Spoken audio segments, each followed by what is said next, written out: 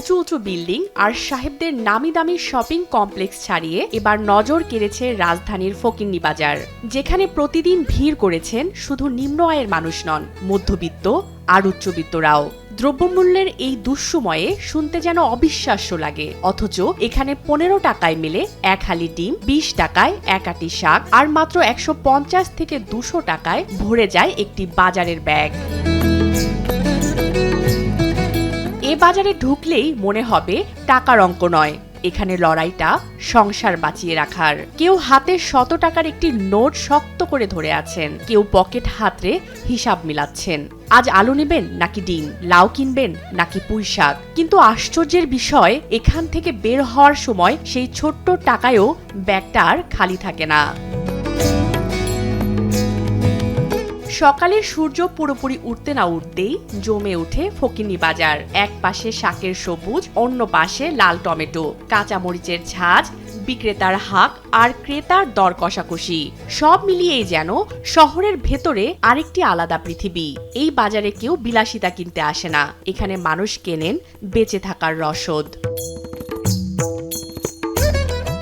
ডিম বিক্রেতার চোখে ক্লান্তি আছে, কিন্তু কথায় আছে দায়বদ্ধতা।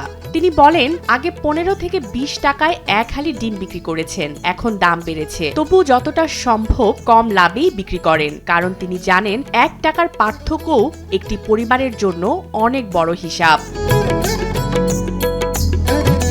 30 বছরের বেশি সময় ধরে দাঁড়িয়ে আছে এই ফকিন্নি বাজার। এক সময় যে বাজার ছিল শুধু দিনমজুর, রিক্সা চালক আর খেটে খাওয়া মানুষের, আজ সেখানেই দেখা যায় অফিস ফেরত চাকরিজীবীদেরও, দেখা যায় মধ্যবিত্ত পরিবারের গৃহিণীকেও। কারণ বাজারের হিসাব এখন সবার ঘরেই বদলে গেছে। 200-300 টাকার বাজারেই যদি একটি ব্যাগ ভরে যায়, তাহলে এই বাজারের পথ কেই বা ভুলতে চায়।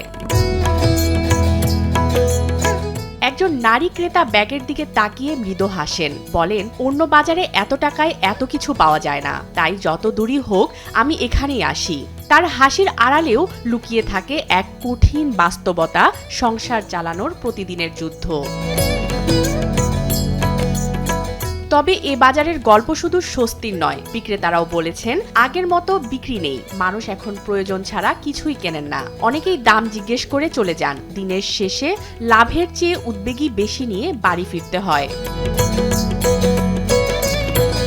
টানা বৃষ্টি, পরিবহন ব্যয় আর সরবরাহ সংকটে এখানেও কিছুটা বেড়েছে সবজির দাম, তবু অন্য বাজারের তুলনায় এখনো একটু কম। সেই একটু কমই আজ হাজারো পরিবারের জন্য বড় স্বস্তি। প্রবীণ বিক্রেতারা জানান, বহু বছর আগে পথ শিশু আর কুড়িয়ানা পণ্য বিক্রি করতেন এমন মানুষদের আনাগোনা ছিল এখানে।